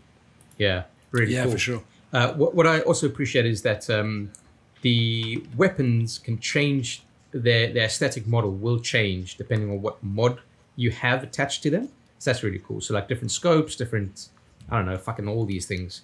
It says silencers, I think. Yeah, silencers, stocks, etc. That's really fucking cool. They also touched on, which I think is the non-visual side, which I mean, this is nothing new, but they just made it sound really cool. I mean, that's probably because I'm biased, because I'm super invested in this game at this point. But you also have the chip modification elements of each weapon. So beyond the scope silencers, you have small chips that you can put into guns. I think they said, I don't know if they're all of them, but they definitely said that some will have 2 slots. So you can put in, for example, flame mod. So it's basically software that you install to your gun, which then makes enemies that you hit with those bullets catch fire. That's cool. Which is wicked. And I like the way they've done that. I like the fact that it's a chip mod. Although, did you guys see that they kind of got rinsed because there was a still of one of the parts of a weapon? I'm not sure what weapon or part it was, but it had like a USB-C port, and they were like, why are we still using USB? Which I thought was quite. But I guess that's kind of the cyberpunk aesthetic, is kind of taking like I could imagine picking up a fucking cyberpunk gun and it having a SCART on the side, and you plug in the SCART that then goes into your eyeball. Like, that's just kind of the aesthetic, cool, right? Like, that would be cool. Yeah, maybe the blowback is that like you don't really want USB, you want a SCART, or you want like fucking composite cables with like fucking 10 cables coming out, one for each color, and fucking hell, yeah. Man, I don't know, man. Like, to touch a little bit on what Jamie was saying as well, they had another video where they were showing off this like screamo band called Refused, and how they're bringing the fictional band Samurai to life. Now, Samurai is the one that Johnny Silverhand is kind of like part of. I thought it was kind of interesting because that first trailer that really got everyone kind of stuck into was this like really cool techno track, right? Or electro track, or whatever you fucking. I can still remember it in my head. Yeah, it's Hyper, I think was the. Yeah, anyway, I've got it on my Spotify. Fucking great track. And then they started showing off like all the samurai stuff and this more like heavy metal kind of thing, and I was like, okay. So they kind of like gone back on that kind of techno kind of thing. But then when they showed off like the trailers for the weapons, for instance, they're fucking more banging techno tracks, I was like, hell yeah, let's fucking go. Wonder if it's going to be a mix of both. Yeah, I would have thought maybe, yeah. I can't imagine that the entire game has a soundtrack which is the same as a game in the band with a character who's an NPC. Like I can imagine there's standout, if I suppose. You've got to think that they'll almost go like a GTA route, right? Where there's like different like radio stations and shit, and different genres, etc. I'd be interested to see what 2077 radio sounds like as you're driving around. Yeah, fuck guys, I can't wait for this shit. Honestly, Lady Gaga's Head in a Jar, just still banging out hits. I don't know. I feel like if anyone was going to do the Head in a Jar thing and still be an artist, it would be her for some reason. Yeah, that's her aesthetic. Right, but unless there's anything else you guys want to talk about Cyberpunk, we can move on to the last bit of news. You guys are good? I don't think there was anything else that kind of jumped out from that Night City Wire. Other than I just can't fucking wait. Oh, I will say one thing though. So Cyberpunk is obviously a game that's time and again being delayed. Let's hope it doesn't fucking get delayed again. I really doubt that it would be. But it does kind of shine another light on the Halo Infinite thing, where as disappointing as it is, and as much as Microsoft may have handed a bigger win to PlayStation theoretically by not having it as a launch title, it's a good thing that Halo Infinite is delayed. Okay? It needs to be said. It is a good thing. Any game that needs to be delayed because it needs to be polished or fixed or made as good as it can be, that's fine by me. Yeah, it's weird because we live in that world as well. Like, I think people would rather a game was better rather than it just came out. Like, that's never, you don't really want to settle, I guess. Yeah. Anyway, not going back in time. The last bit of news we have is Control. They showed off their AWE expansion. I can't remember what AWE meant in... Is it Altered World Event? Yes. Yeah. But of course, it could stand for something else. Yeah, so part of this trailer... The trailer starts off with... what was it like? Stay, whatever you do, stay in the light. Yes. Right? Exactly. And that is obviously something from another... Remedy title, which is Alan Wake. So when they first announced AWE as an expansion coming out, which was like when the game launched, they were like, these are the two expansions that are going to come out, Foundation and AWE. They always said like, oh yeah, we internally joked that AWE stands for Alan Wake expansion. And Alan Wake is in the fucking trailer at the very end, just a very quick shot of his face. Yeah, I didn't recognize him at first. I don't know if it was like the hair or just what they thought he looked like by today's standards, but at first I was like, I'm guessing that's meant to be Alan Wake. Yeah. But it's fucking cool, man. You know what's freaking me out, though, is playing Control. Like, Control's not a scary game, but it's certainly an unnerving game. Yeah, and if you're telling me that... and if you're telling me that you're getting enemy types that'll fuck you up in the dark... I don't know. Oh, yeah. If they introduce the light mechanic from Alan Wake and, like, all of a sudden... what's her name? Jessie Faden. Jessie, yeah. She's got, like, a torch, and like Alan Wake does, and she has to shine the torch on them for long enough before she can blow them. Yeah. That'd be interesting. I'm excited. It's cool, man. Like, yeah. It's weird. Like, Control was my game of the year, and I really fucking loved it. But I never jumped onto Foundation when it first came out, and I don't know why. For the life of me, I mean, I'd love to, but maybe it's just a case of like saying, "Oh, I'll play the two expansions back to back, Foundation and AWE." That's pretty fucking cool. I kind of get that though. Like I finished that game and I found it was a good experience, but I didn't really find myself thinking I just want to keep playing more. Like it was kind of a contained thing. Oh, dude, I finished the story and I didn't go back to finish some of the extra stuff that they had in the game, even though I wanted to. No, me either. Yeah. But there's a bit of controversy around Control as well at the moment, because much like a lot of other games are saying, where they're like, hey, you buy this game now and there'll be a patch down the line to bring it up to date for the next gen. So if you buy a PS5 or an Xbox Series X, it'll work there. But Control have done that in a very weird way. So they've announced a new edition of the game, which they're calling the Control Ultimate Edition, which is announced for PC and current gen platforms. But what's nice about it is it will allow you to have a free upgrade to a PS5 or Xbox Series X version of the game through a patch. Mm-hmm. The weird thing about it is if you own any previous version of Control, you are not going to get this patch for the next gen, which is strange because there was a version of the game that came out which was like an quote unquote an ultimate edition that had all of the expansions with, you know, fucking season pass, whatever you fucking want to call it. And if you have that old one, it's not the same as this new one. Yeah, like the even, for example, the digital deluxe version of Control contained the base game and the season pass, which is theoretically identical to the contents of the Ultimate Edition. But of course, they are now releasing this as a new product, which, if you look at that on the Xbox side of things, where there's smart delivery, it almost becomes like a workaround for that. This is a way, for all intents and purposes, this seems like a way for them to charge for the next gen version of the game. Yeah. So it just seems so kind of like ill-placed and illogical for, I don't know, it just seems greedy, for lack of a better word, right? It also doesn't, maybe this is me just being naive, but it doesn't seem very Remedy.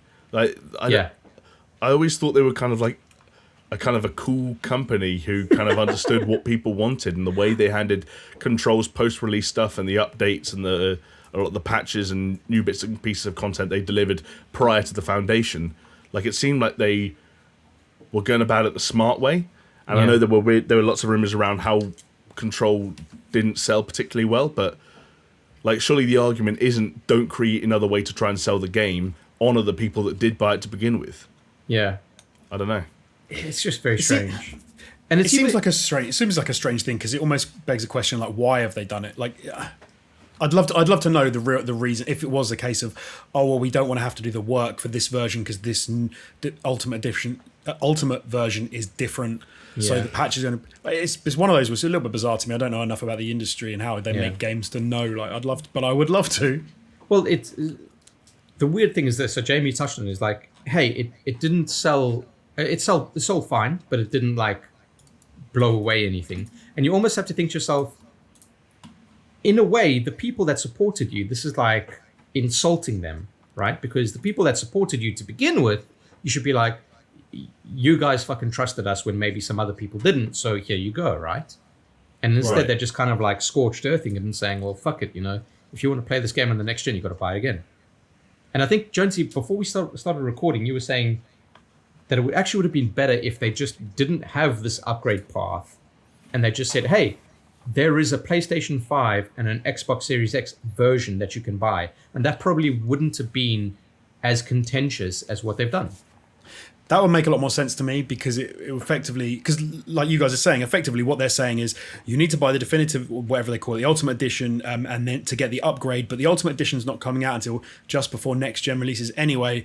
So you kind of think like maybe just wait a few months and then put out a PlayStation 5 edition, which is you could just take everything that's on that Ultimate Edition, stick it all onto one disc, stick a higher frame rate on it, and then sell it as a PlayStation 5 and Xbox Series X version. Like, if I was someone who was really, really, really committed to playing Control on the next generation, with the PlayStation 5 improvements, and I bought Control Ultimate Edition in September as a result of that, for those 2 months before the next console came out and a patch was theoretically released, I would own 2 identical versions of Control. Yeah. Digitally.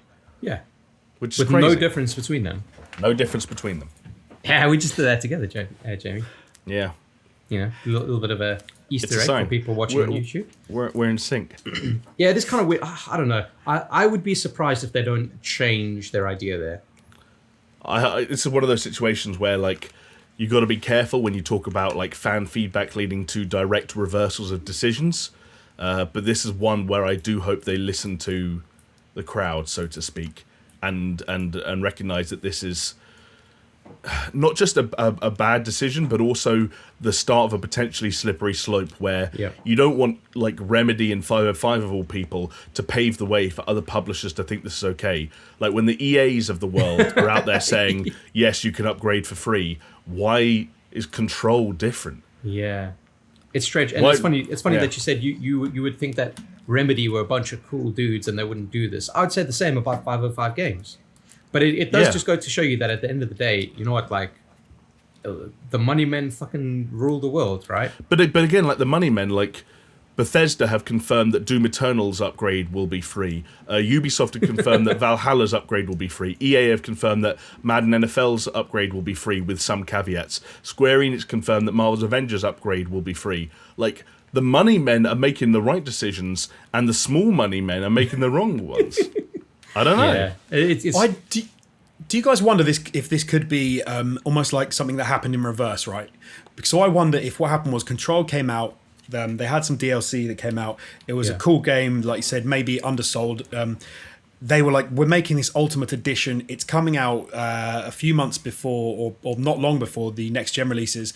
They were then worried in a sense of they would say, oh, is anyone going to buy it this close to next gen? So they went, we will support it, free upgrade on the PlayStation 5, without almost thinking about the fact that it would be taken as a decision to not support the original version on the PlayStation 5, whereas actually maybe what they kind of just meant to do was add in support for the PlayStation 4 Ultimate Edition. I wonder if it's almost like one of those sort of situations.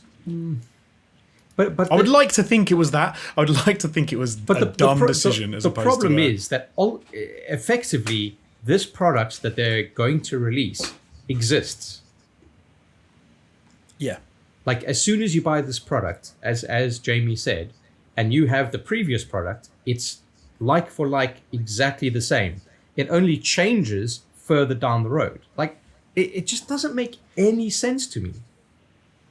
If anything, actually, what's funny is it almost says to you as well, like, if you're going to do that, there's no point buying it until the upgrade for the PlayStation 5 comes out, because the PlayStation 5 is going to be backwards compatible with your PlayStation 4 version. So do you know what? Wait until they actually announce the release date for the PS5 upgrade or the Xbox Series X upgrade, which might be 3, 4, 5 months down the line, and you might even get the game cheaper anyway because it's been out for a while. And yeah, I just don't get it, dude. I don't fucking get it. You know what? Take my money, don't take my money. I don't fucking know, and I don't fucking care anymore. I just want to play Cyberpunk. Yeah. Don't, because do you know what? I'm so invested in Cyberpunk. If it's not very good, I'm in so much trouble. Yeah, you've got a Cyberpunk chair coming with the Cyberpunk Collector's Edition, and yeah. Man. Yeah. That's hey, I'm started playing Witcher again to finally finish it, and that is a great game. So I'm hopeful. I'm hopeful. Man, yeah. Well, anyway, that's it, fellas. We are 1 hour 37 minutes. Like, come on. That's not bad. That's not bad. Smashed it. Smashing it. On a hot day. On a hot day. All we need to know is what is the keyword. Jonesy's corpo cock. Maybe not something that'll get flagged by YouTube. No cocks, understood. Yeah. But that means I'm not coming up with another one now. This is on you, fellas. I've been shunted. What about Jonesy's corpo cuck? No, it's too close to cock. Oh, it's too hard now. That's what she said. What's something to do with Control? I don't know. But it's got to be funny, right? It's got to be funny. Yeah, but I can't think of anything funny. What about everything I'm thinking that's funny is like Chris. It's not going to be. Is cock related? Well, this one was anal related. Wow. Okay. Well, how about going deeper? Maybe that's it. Okay. Going deeper. That's the one. That works. It's Jamie's going deeper. What does that even mean? What am I going? Means you're going deeper. Yeah, Jamie is going deeper. That's the code word. It's like a weird like Jamiroquai reference or something. What are we even talking about here? Hey, does it actually fucking matter? No. Nah. Jamie's going deeper. Thank you. Matthew Broderick's murdering Matthew Broderick. Matthew Broderick murderer. I'm just coming. I've got Godzilla on the mind now because you said going deeper, and then I remembered Matthew Broderick, and I remember Matthew Broderick killed a guy. Matthew Broderick fucking killed a guy. Wow. And then so I said Matthew. So the keyword should be Matthew. I can't say his name now. Matthew Broderick murderer. Let's keep it if Jamie's going deeper. I think Jamie's going deeper. Do you reckon we get sued for that if they found a video and just every comment said Matthew Broderick murderer? Maybe. Oh my god, I don't even know. Okay, hashtag lock him up. Hashtag Matthew Broderick murderer. You know, I reckon take anything that we've said in the last 2 minutes, and that's the fucking code word. All right. I'm just gonna fact check that Matthew Broderick actually killed a guy. Yeah, he drove a car the wrong way down a road when he was with his girlfriend, who was the actress from Dirty Dancing, is it, or the other one? And I think they had a head-on collision with another car. He crossed into the wrong lane and collided head-on with a Volvo. But he booted it to overtake someone? I think it was in Northern Ireland or Ireland. It was in Northern Ireland. Right. And he was going over a blind bridge, but he booted it to overtake him and slammed into them at like 100 miles an hour or something. And he killed 2 people. Killed 2 people. Fucking hell. Yeah. Double homicide. Double homicide. Hence, Matthew Broderick, murderer. I don't think you should put, I don't know. That to me, could that get flagged though, right? I don't know. Whatever. Just anything that we've said in the last 2 minutes, put it as your code word. If you've been watching us on YouTube, it's been a blast. We've been sweaty and you've been great. If you've been listening to us on a podcast platform of your choice, I hope it is in a nice, cool climate. And with that, I'll say thank you so much for watching and listening. And you know what? We'll see you next time. See ya.